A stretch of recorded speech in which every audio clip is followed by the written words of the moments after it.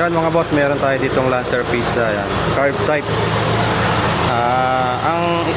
Ang problema ni bossing, kapag ka nasa biyahe siya, napuputol-putol yung andar niya. Parang palyado, ganun, parang low power. Pagka diniinan mo yung gas pedal, ayaw niyang humila. So ayan, bali bagong linis daw yung carb niya.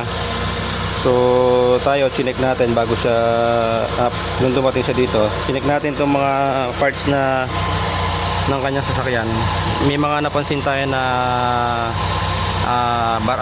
barado, tapos may mga leak yung vacuum.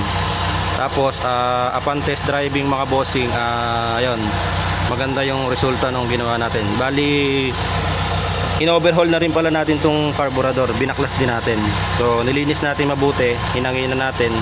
Talagang totally linis talaga, pati yung piston niya binaklas natin. Ayan, puti-maputi.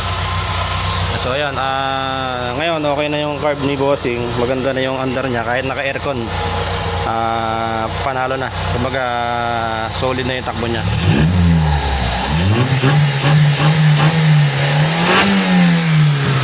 Ayan. Bali pala yung timing na to, napansin din natin, retired yung timing niya, hindi siya naka-timing. So delay siya ng 3 degree before top dead center.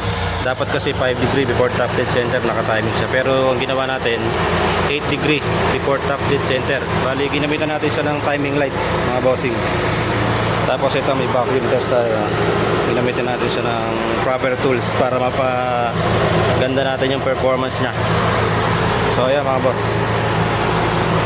test drive na natin ito mga bossing. Ayan mga boss, magte-test drive tayo ngayon para malaman natin kung maganda na talaga yung takbo niya, hindi na siya magpuputol-putol. So ayan mga boss, kung makikita nyo dire-diretso, wala siyang putol mga bossing. Ibig sabihin okay yung ginawa natin paglinis dun sa carb. So naayos na natin yung problema ng carb niya. Siya talaga, ayan. Siya ang may sala. Very good. Ayos na. Ito na tayo dumaan. Ayos pa.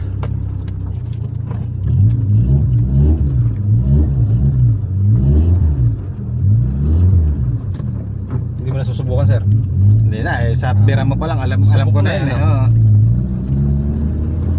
Dito nga mga boss ay sinabi ko sa may-ari na siya naman na mag-drive, pero nasatisfied na siya sa ating test drive mga bossing, kaya hindi na niya ginamit or hindi niya na tinest drive para masubukan man lang sana niya. Pero ayun, okay naman at wala naman naging problema hanggang sa makauwi siya mga boss. Ay goods na goods yung kanyang makina, yung kanyang carb, wala nang problema mga bossing. So, goods.